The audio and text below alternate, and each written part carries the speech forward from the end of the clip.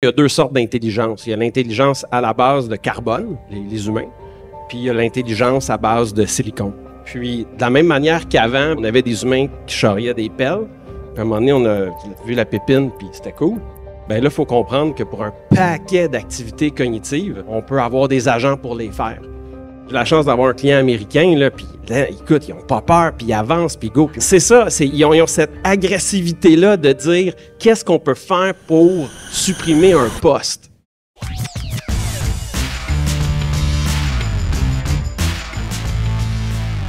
Aujourd'hui, on a vraiment des joueurs exceptionnels en AI et je commence avec Olivier Blais.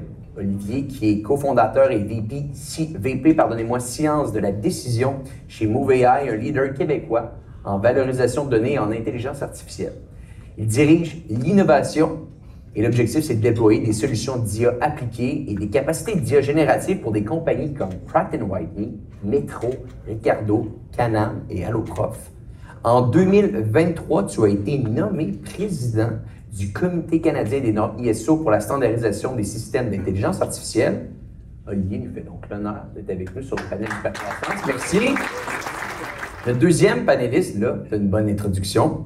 Jonathan Léveillé, en plus d'être mon partenaire des podcasts de jeudi, dirige une entreprise technologique depuis 19 ans maintenant, Open Mind Technologies. 58, son organisation fait partie des 500 entreprises canadiennes en plus forte croissance et vient également de recevoir, pour une 6e année de suite, la mention Great Place to Work au Canada.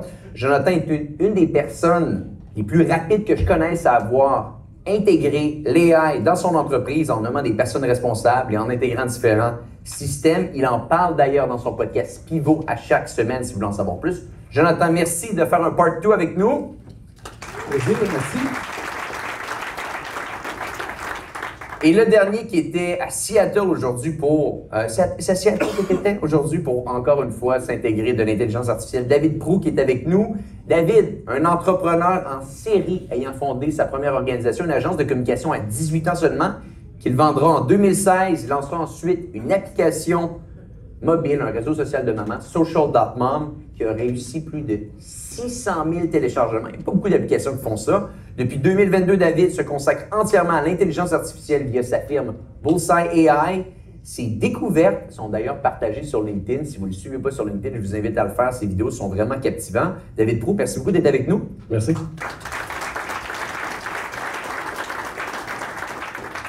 Donc, en novembre 2022, le milieu des affaires, ou plutôt le monde en général, a vécu un cataclysme comme rarement on avait vécu dans les dernières décennies. Après 8 ans de développement, OpenAI lançait maintenant au grand public son application ChatGPT. Une interface simple, une technologie redoutable et en l'espace de 60 jours seulement, l'application possédait maintenant plus de 100 millions d'utilisateurs partout à travers le monde. Après beaucoup d'années à se faire dire que l'intelligence artificielle allait révolutionner nos vies et notre manière de travailler, on avait maintenant un exemple concret devant nous des pouvoirs de cette nouvelle plateforme. Et Olivier Blais, de votre côté chez MoveAI, vous l'aviez vu venir un petit peu avant.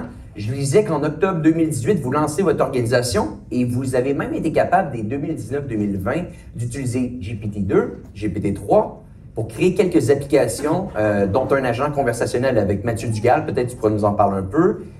Pour commencer ce panel, j'aimerais que tu nous parles des deux mondes que tu as vécu, la période 2018-2022. On ne sait pas trop c'est quoi encore l'intelligence artificielle. Et maintenant, depuis novembre 2022 jusqu'à maintenant, deux mondes, deux galaxies totalement différentes.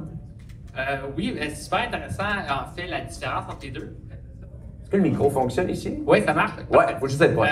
Donc, c'est vraiment intéressant la différence. En fait, en 2018, j'étais chez Gsoft, chez Workly. Anciennement c'était Gsoft, G-Unit, hein, on se rappelle. Dans le fond, j'étais en charge de la science de la décision là-bas, de la science de la donnée. On faisait plein d'affaires vraiment cool. Et ce qu'on a remarqué, c'était avec maintenant mes cofondateurs, c'est qu'il y avait plein de choses qu'on pouvait faire avec l'intelligence artificielle, mais on a remarqué que c'est extrêmement difficile d'amener l'intelligence artificielle à être adoptée dans les organisations. Heureusement, on travaillait justement chez Gsoft où c'était déjà des entreprises technologiques. Puis on se disait, on se grattait la tête, on se dit, imagine la compagnie très conservatrice dans un domaine, par exemple le domaine du commerce au détail ou dans le domaine de la construction, comment il va faire pour l'utiliser? À l'époque, il y avait Element AI, par exemple, et on célébrait beaucoup au Québec et au Canada. Ah, on est la Mecque du R&D en intelligence artificielle. On développe ça, nous autres, le deep learning, ça vient d'ici. Oui, mais ça ne fait rien pour notre entrepreneur, ça ne fait rien pour notre entreprise. On ne crée aucune valeur en entreprise avec l'intelligence artificielle de la façon que c'était inventé au Canada.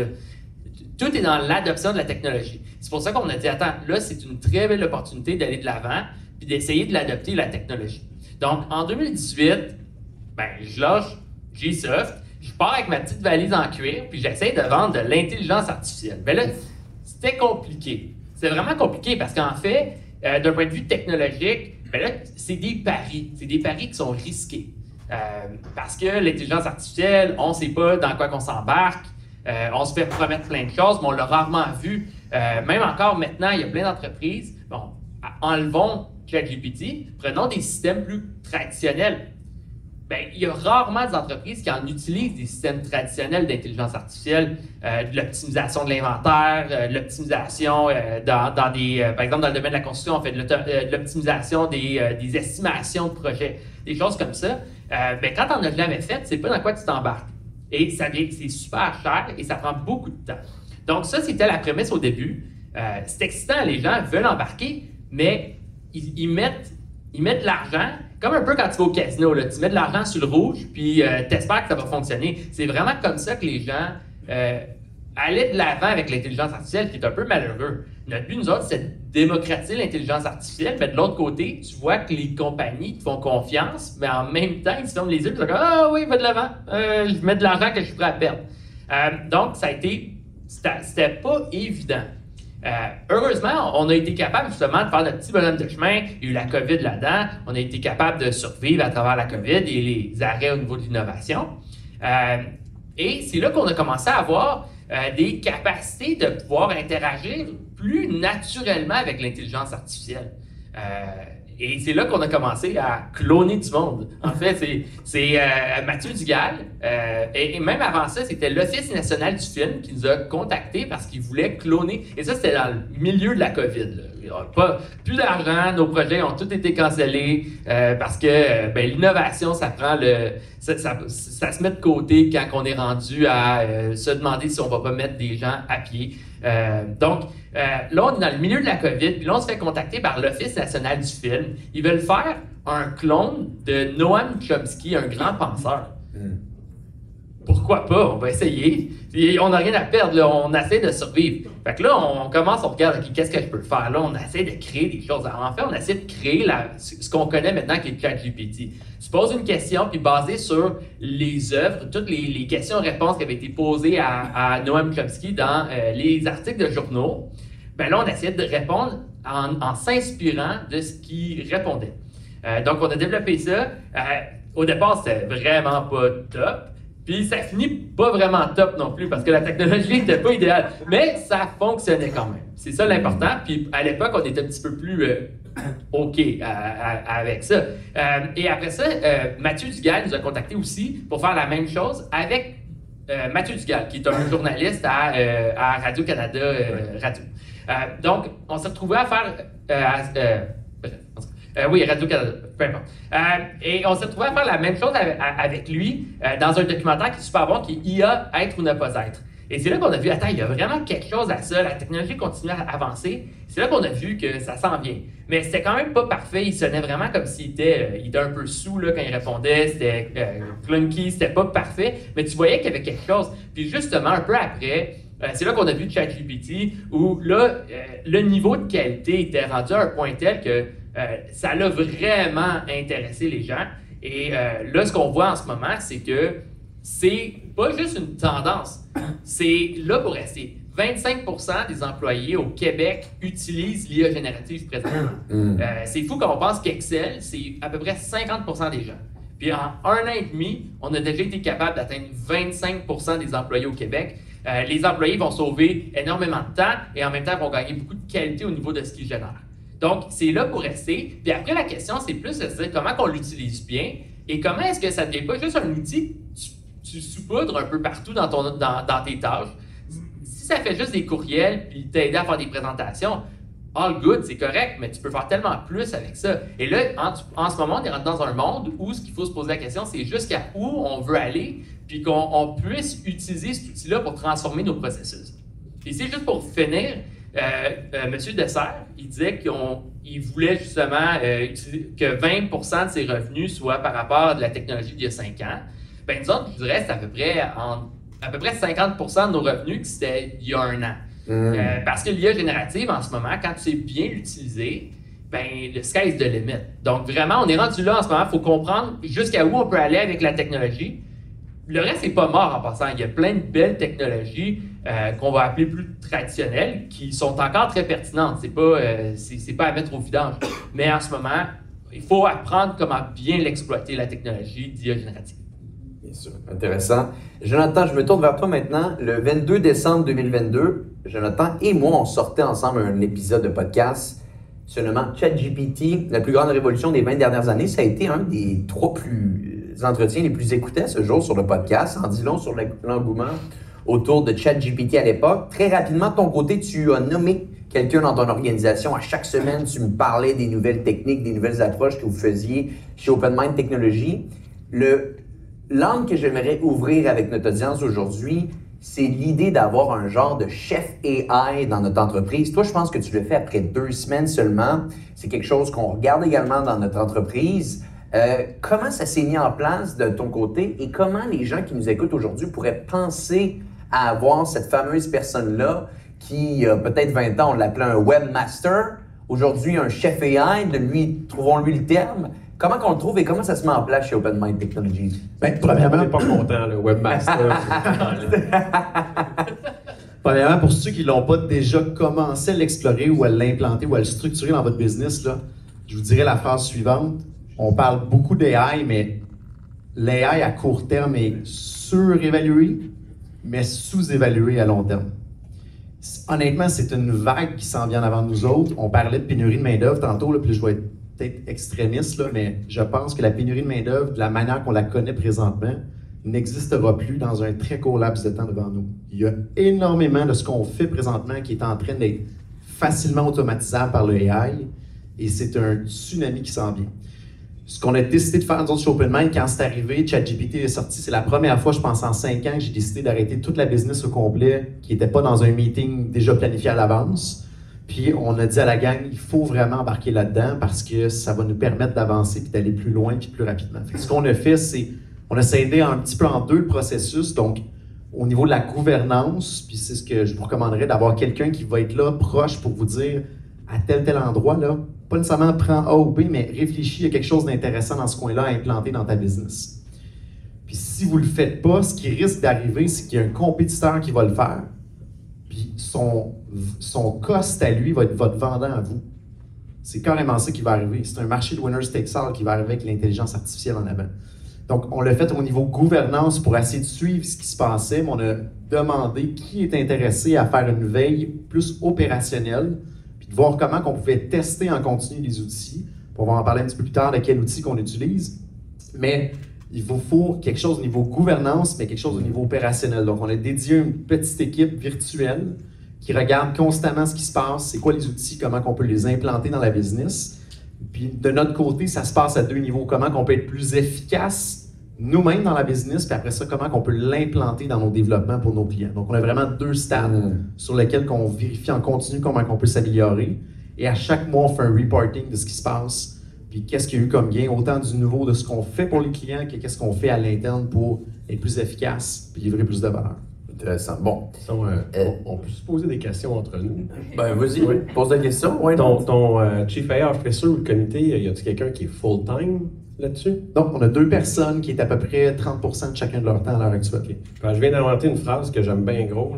Là. Tu peux pas... moi, je pense que ça va tellement vite, tu peux pas avoir un Chief AI Officer part-time, mais si tu es un Chief AI Officer, tu peux être part-time dans des business. Parce que moi, sérieux, là, j'ai même pas le temps de travailler pour mes clients pour me tenir à jour dans mes affaires. Là. Ou c'est que je suis super lent à apprendre. Fait que ça aussi. Ben, parlons-en dans ce cas-là, David. Parlons-en.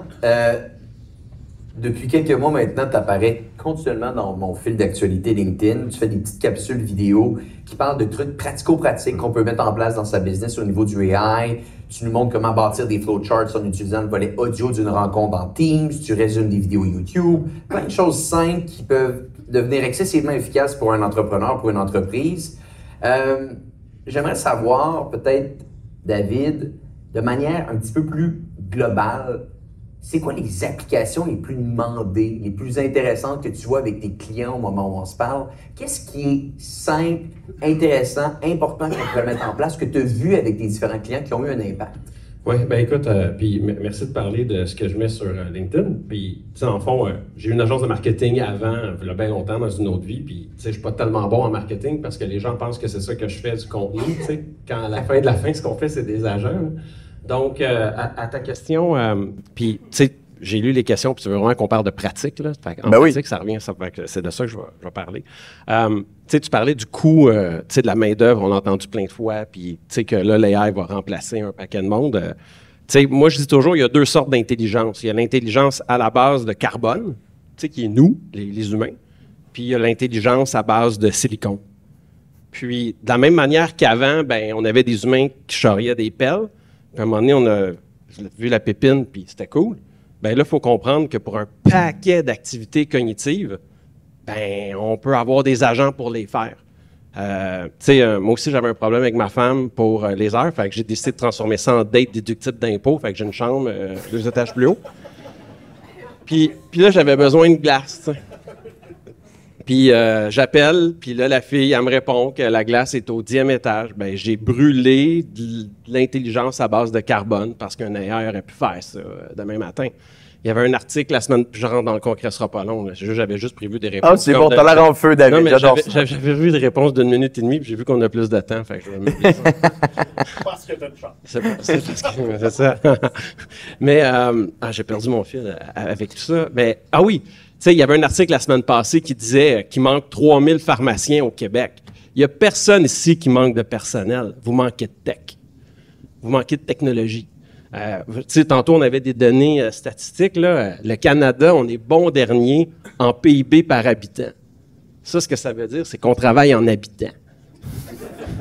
Non, mais c'est ça que ça veut dire parce que tu sais, comme j'ai la chance d'avoir un client américain, là, puis là, écoute, ils n'ont pas peur, puis ils avancent, puis go, puis moi, j'aime vraiment les Américains, là, pas autant qu'Elvis Gratton, là, mais j'aime vraiment les Américains. Puis c'est ça, ils ont cette agressivité-là de dire qu'est-ce qu'on peut faire pour supprimer un poste.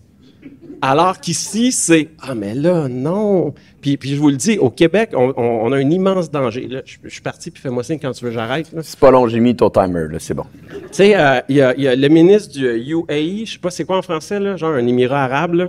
Puis, tu sais, le ministre, il a carrément dit, pendant l'Empire ottoman, les calligraphes avaient mis pression pour refuser la presse de Gutenberg.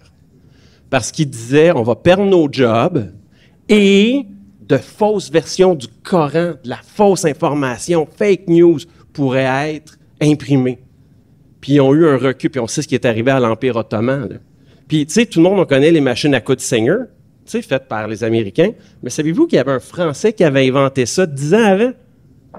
Puis les couturiers étaient tellement fâchés qu'ils ont rentré là-dedans, ils ont mis le feu, puis ils ont dit non, ça va enlever l'art, blablabla. Fait que là, checkez les ordres professionnels, là. Checkez les docteurs, les pharmaciens, les avocats. Ils vont tous vouloir se battre contre ça. Parce que maintenant, avant, on avait accès à l'information. Très bientôt, accès à l'information, ça va être l'accès à l'expertise. Puis là, à ce moment-là, là, tu sais, ton avocat qui est devant son template comme s'il l'avait écrit juste pour toi, là, à un prix de débile mental, tu n'auras plus besoin de lui. Un pharmacien, à quoi ça sert? Ça sert à prendre le papier du médecin, puis d'ailleurs, pour le fun, je m'étais fait un AI qui lit les papiers de médecin, puis il marche. Donc, tu peux lire le papier de médecin, puis là, après ça, c'est quoi sa job? Ben, c'est de s'assurer que c'est compatible avec tes allergies, ton passé, blablabla. Tu vas me dire qu'un AI ne peut pas faire ça? Fait que, tu sais, c'est ce changement de paradigme-là. Ah, puis aussi, l'électricité dans les fins fonds, tu sais, tes chums qui votent pour Trump, là, ben, quand l'électricité est arrivée, là, les agriculteurs voulaient pas ça parce qu'ils disaient c'est dangereux, il y a un danger d'électrocution. Tu sais, il y a une panoplie d'exemples comme ça. Puis Parle-nous de copratique, parce que le storytelling est excellent, 10 sur 10. En storytelling, parle-nous de pratique. Comment on met de l'AI? C'est ça que j'avais préparé. OK, parfait. C'est bon. OK. Donc, grosso modo, là, ce qu'il faut comprendre, c'est qu'un modèle comme Claude d'Anthropique, puis ça, on ne l'a pas au Canada. Ben, en tout cas, je ne rentre pas dans la politique. Mais il y a moyen de l'avoir, mais en tout cas. Claude, le quotient intellectuel de Claude en ce moment, OK, est équivalent, légèrement supérieur à la moyenne du quotient intellectuel américain. Donc, ça, c'est en partant, si tu as une tâche cognitive, puis moi, c'est le même que j'aime l'expliquer à mes clients, là. Si c'est une tâche que tu es capable d'enseigner à un humain qui vient de sortir de l'université en dedans de 2 jours, tu es capable d'automatiser. Donc, aussitôt qu'il y a des mains sur un clavier, il y a un potentiel d'automatisation avec l'AI. Fait que dans des cas pratiques, on a un client, il y a 30 000 coupons écrits à la main, là, une clairière, là, puis c'est archi hétérogène les uns des autres. Là. Puis c'est comme, tu peux tout automatiser ça. Puis tu as ton taux de confiance qui vient avec la lecture de l'information. Fait que là, après ça, en tant que gestionnaire, tu dis, bon, tu sais, ma personne qui rentre ça, tu sais, elle fait quoi? C'est quoi son taux d'erreur? Puis tu mets un taux de confiance équivalent, puis that's it, t'sais. Puis tu l'as. Puis même genre de principe, une fondation que je n'aimerais pas parce que pas signée encore, à Montréal, fondation que tout le monde aime, je suis sûr, ils reçoivent 10 000 dons papier, carte de crédit à traiter, puis tu peux automatiser ça. Donc, puis d'autres exemples, je sais que dans 2 questions, tu vas encore me demander des exemples concrets, mais je vais t'en donner tout de suite. Là. Tu sais, en fait, c'est un robot pour faire des soumissions. Tu sais, dans le domaine de la construction, les gens, tu sais, ils n'aiment pas tant ça, écrire, puis taper des affaires sur le clavier. Là. Donc, tu sais, on leur a fait un truc que tu enregistres qu'est-ce que tu as à vendre, puis ça va prendre le natural language, ça va aller dans le système comptable, puis ça va prendre le vrai terme, puis ça va monter la soumission, puis elle va être à 90% prête à envoyer au client. Là. Puis là, dans ce temps-là, où il donne du temps le soir avec sa famille ou les week-ends ou whatever. Là. Intéressant. Bon, dans ce cas-là, on ouvre un point sur les différents projets que nos panélistes ont été capables de mettre en place. Et je pense que c'est un point qui est intéressant d'analyser ensemble. Je me tourne vers toi, Joe, pour débuter. Tu travailles avec une équipe de dev. On sait à quel point l'intelligence artificielle peut augmenter la productivité dans ce milieu. Un endroit spécifique où l'IA a fait un changement fondamental de votre entreprise. Peut-être tu peux nous parler de certains projets ici? Bien, honnêtement, à l'intérieur de la business, toutes les équipes, on est touchées.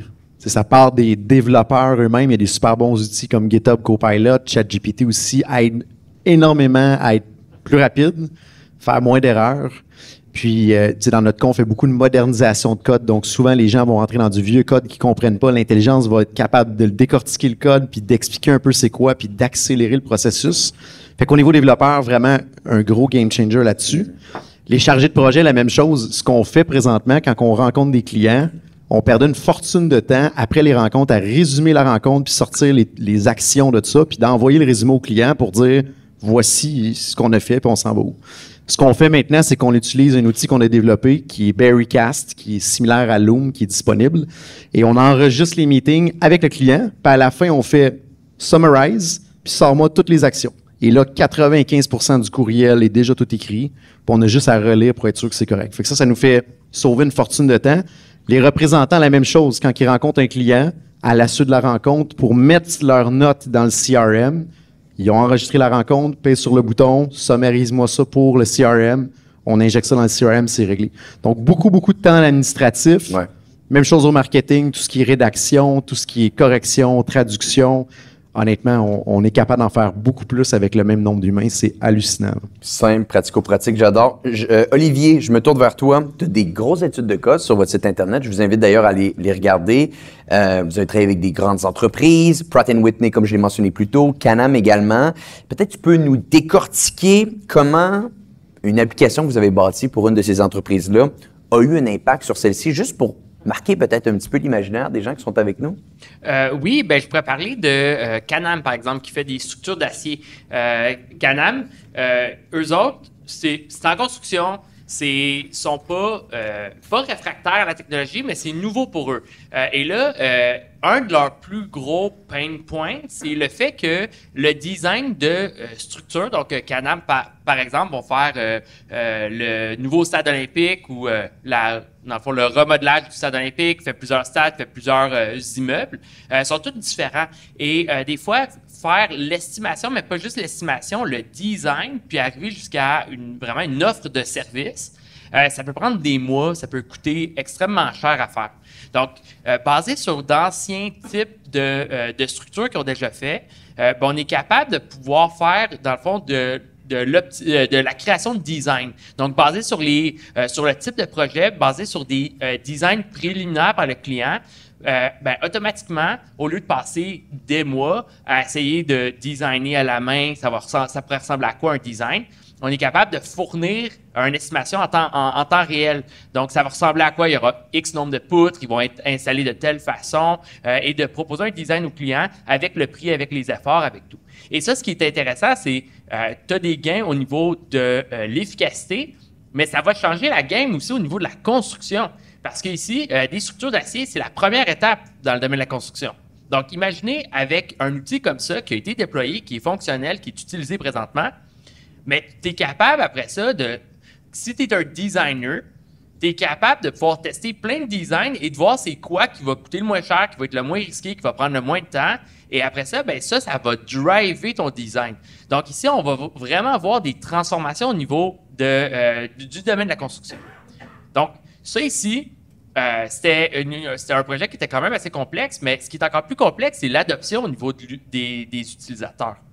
Tantôt, j'aimais beaucoup les exemples et tout. Puis oui, théoriquement, tout ce qu'on fait avec un clavier peut être automatisé, mais comme tu l'as dit, il y a beaucoup de gestion de changement, il y aura beaucoup de gens qui vont bloquer. Et ici, moi, j'invite tout le monde à avoir vraiment une attitude itérative et incrémentale. Le but, c'est pas de forcer dans le fond, c'est d'essayer tranquillement de pénétrer puis de s'assurer qu'on travaille avec les gens.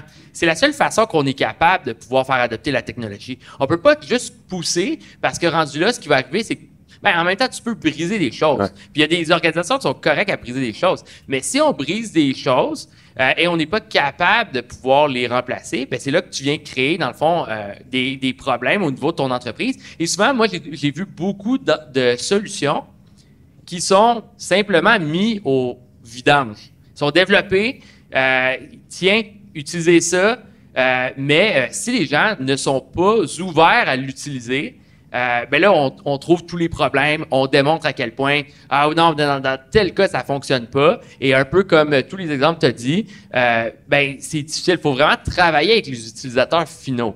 Moi, j'ai un truc à donner à tout le monde.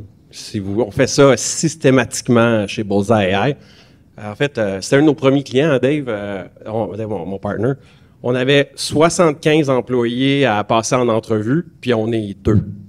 Puis moi, j'aime les machines, lui, il aime le monde. Fait qu'il y avait 75 personnes à passer en entrevue. Fait que là, there must be a better way. On s'est bâti un système de vidéo interactive avec VideoWasp pour collecter l'information de tout le monde. Tout le monde nous répond. On compile tout ça avec l'AI. Le truc, demandez aux gens ce qu'ils aiment pas faire. Puis ils vont vous dire, vos employés vont vous dire qu'est-ce qu'ils aiment pas faire. Puis commencez par automatiser ça. Le taux d'adoption va être écœurant. Puis en plus de ça, ça va augmenter votre rétention d'employés par rapport à vos compétiteurs. Parce que s'ils vous quittent, c'est pour aller faire ce qu'ils n'aiment pas à l'autre place. Dans ce cas-là, David, ça m'ouvre un point que je voudrais parler avec vous trois. C'est la communication à avoir avec certaines de nos équipes à l'interne. Parce que, je ne sais pas pour vous, mais on dirait que quand tout ça a été lancé, au départ, on marchait sur des œufs. C'est-à-dire que l'intelligence artificielle, est-ce que ça va voler mon emploi? Comment qu'on est capable de discuter avec nos équipes pour leur dire que finalement, on veut l'intégrer de manière intelligente, puis on n'est pas en train de couper l'entreprise en deux en gardant, disons, les mêmes clients. Et moi, si j'ai une chose que j'ai été capable de voir de mon côté, je vais être curieux de vous entendre ici, les gars, c'est que la narrative, la compréhension de nos équipes a totalement changé depuis 18 mois. C'est-à-dire que maintenant, il y a beaucoup plus une envie d'intégrer les AI dans notre quotidien qu'au départ, on pouvait voir le tout de manière un petit peu de loin. On a peur de tout ça. David, j'aimerais ça t'entendre ici. Je pense que tu as ouvert une porte assez intéressante de commencer avec les choses qu'on n'aime pas faire. Tu as eu une agence de communication dans le passé. Tu avais beaucoup d'employés. Là, maintenant, tu rebâtis une agence de AI. Tu vas peut-être le faire avec un petit peu moins d'employés. Comment tu vois l'évolution de ta firme dans le futur? Comment tu penses construire cette organisation-là? Bien, je peux te dire que tout ce que je faisais dans le temps avec WeMarketing, je serais vraiment capable de le faire avec le tiers du staff. Le output qu'on a, on est 3 présentement, là. Le output qu'on a est hallucinant. D'autant plus que je passe comme 75% de mon temps à apprendre, à fouiller puis à fouiner. Écoute, je sais pas qu'est-ce que ça va avoir l'air plus tard. Parce que, tu sais, t'as un gros mouvement à San Francisco en ce moment qui disent qu'il va, puis je vais zéro être un unicorn, là, zéro pin bar, ça n'arrivera pas. Mais il va y avoir des unicorns de business à 1 ou 2 ou 3 personnes. C'est une certitude. Puis, tu sais, moi, c'est ça, je vais dire de quoi, d'être pas gentil, puis il y en a qui vont être d'accord, pas d'accord, mais moi, je pense que si tu as 600 employés, ben tu as 600 problèmes. Parce qu'il y a toujours de quoi qui arrive, il y a toujours de quoi qui pète, il y a toujours quelque chose. Puis là, les robots aussi, ils pètent, là. Don't get me wrong, mais, tu sais, c'est ça. Donc, je ne sais pas comment que ça va évoluer. En ce moment, je te dirais, on a quelqu'un qui s'occupe des humains, quelqu'un qui s'occupe des robots, mais on n'a personne qui s'occupe des opérations. Fait qu'appel à tous. Puis, tu sais, si on a vraiment quelqu'un en opération, on va peut-être vouloir engager plus, mais moi, je préfère de loin. Puis là, peut-être, vous allez dire, je manque d'ambition et tout. Je suis peut-être brûlé, je sais pas. Mais moi, je préfère faire comme 1 million tout seul que 5 millions avec du trouble. Intéressant. Bien dit. On continue avec la communication, les équipes internes. Joe, on est dans une situation similaire. Tu as une firme de service. Tu as augmenté la productivité de tes équipes avec l'IA. Comment tu as abordé ça au niveau communicationnel pour peut-être rassurer les équipes, pour dire comment qu'on veut l'adopter? Également, est-ce que tu as vu un changement avec tes équipes? Est-ce qu'au départ, il y avait peur, maintenant, ils ont un peu moins peur? Je serais peut-être curieux de t'entendre ici. Bien, la première affaire qu'on a fait quand on a arrêté toute la business, tout le monde était en panique. Là. Tout le monde disait, mon Dieu, ma job va-t-il exister encore? Honnêtement, dans 6 mois, quand ça a sorti de ChatGPT au début, c'était complètement hallucinant. Là. Et on a pris un grand tableau, puis on a dessiné sur le tableau 2 courbes. On a fait une courbe, voici combien qu'on charge aux clients. Puis ça s'en va comme ça à travers le temps parce que vos salaires, il faut les augmenter. Tout le monde, vous demandez plus. Fait que ça, c'est nos tarifs parce que vos salaires doivent aller comme ça. T'sais. Puis voici la courbe de valeur qu'on livre en augmentant depuis à peu près 10 ans. Elle est comme ça. Puis il y a un grand gap qui se crée entre les deux. Vous en voulez plus, gang.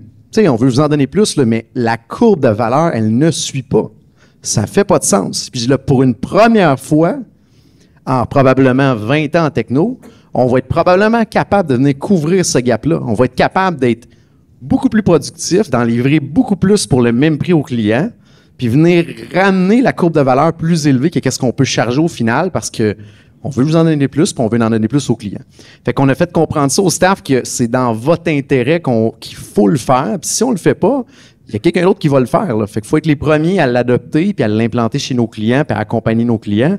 Sinon, c'est inarrêtable. C'est comme l'impôt et la mort. C'est sûr, ça va arriver. Ouais. Fait qu'on n'a pas le choix. Fait que c'est un peu comme ça qu'on a essayé d'embarquer la gang. Au début, il était frileux. Puis dans les journées suivantes, on s'est ouvert un channel Teams puis on a dit, répertoriez-nous les cas de tests que vous avez faits. Je me souviendrai tout le temps, on a arrêté la business le jeudi, le vendredi. Il y a quelqu'un à midi qui a posté dans le channel Teams, il a dit, gang, je suis fiberglassé. J'avais une tâche à faire aujourd'hui que j'avais estimée à 8 heures, que j'étais certain que j'aurais dépassé. Il est midi, j'ai fini, puis je suis convaincu que la qualité est plus élevée que qu'est-ce que j'aurais fait normalement. Il dit, honnêtement, je suis super positif. Puis le reste du temps, ben gars, fait du R&D, puis pousse un peu plus loin pour le client. Fait que ça a embarqué un peu la gang de voir un peu le lousse que ça leur a donné pour avoir la liberté d'aller chercher plus de valeur au final. Puis tu sais, ce qui est totalement raison. Puis tu sais, dans ton graphique que tu as fait, tu sais, ce que vous voulez, puis la valeur. Donc, le coût de l'intelligence à base de carbone va continuer d'augmenter, mais le coût de l'intelligence à base de silicone, ils font comme neige au soleil. Là. Le coût du token d'OpenAI est le 1/12e de ce qu'il était il y a 18 mois. Là. C'est hallucinant. Là. J'étais au GTC à San Jose, la grosse conférence d'NVIDIA. Il y avait le CTO de WPP, une des plus grandes, si ce n'est pas la plus grande agence de pub au monde. On l'a reçu sur le podcast. Pardon? Bon, on les a reçus sur le podcast. Oui, Ils ont une belle ok. histoire. Ben, c'est juste, oui, oui, OK. fait que j'ai dit, bon... Ils ont trop d'employés pour toi, je pense, c'est ça.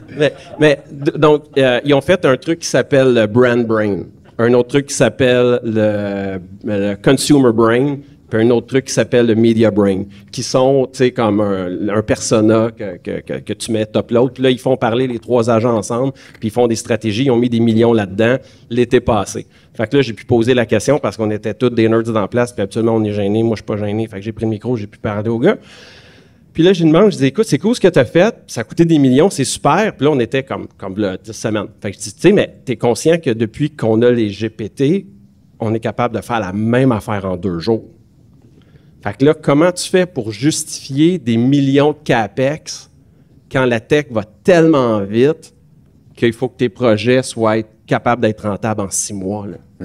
Fait que, tu sais, c'est hallucinant l'écart entre l'intelligence carbone et silicone qui s'en vient. Mais pour rebondir ce que tu viens de dire là, je pense pas qu'il faut essayer de créer une vague. Il faut juste acheter le bon surf puis surfer la vague qui passe. Dans ce cas-là, ils ont essayé de créer une vague en mettant beaucoup d'argent à développer leur propre modèle. Mais il y a tellement de monde à travers le monde, les Google, Microsoft, Amazon, tout le monde est en train de mettre des milliards. Tu sais, on se demandait, t'es rendu où l'argent? Là? Honnêtement, il est là. Puis il faut juste trouver le bon surf pour aller rider la vague. Moi, je dirais que le time to value, là, c'est vraiment ce qu'on va rechercher. À l'époque, on parlait des projets de 6 mois, 8 mois, 1 an, Exact. 1 an et demi, et on peut plus faire ça. Maintenant, là, le time to value, tu es capable de tester quelque chose en un après-midi, voir si ça va fonctionner ou pas. Après ça, en quelques jours, tu es capable de déjà vraiment l'avoir testé end-to-end, le mettre en prod, ça va prendre quelques semaines. Donc, c'est là qu'on est, puis il faut que le retour sur investissement soit très rapide.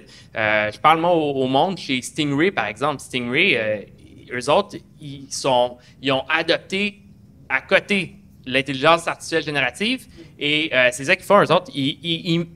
En ce moment, ça fait 1 an qu'ils travaillent sur de l'IA générative, puis ils targetent juste les initiatives avec plus de 500% d'ROI. Et en ce moment, il en reste encore plein. Il y en a plein d'opportunités. Tu peux les faire une après l'autre, puis ils en ont déjà fait une vingtaine, là, parce que ça prend quelques semaines tout au plus à mettre en production des initiatives comme ça. Donc, il faut juste avoir le bon mindset, puis il faut juste être capable de pouvoir retourner toutes les rushs, trouver ces opportunités-là, puis les exécuter. Les gars, vous êtes fascinants à écouter, très intéressant. Qui a aimé la conférence?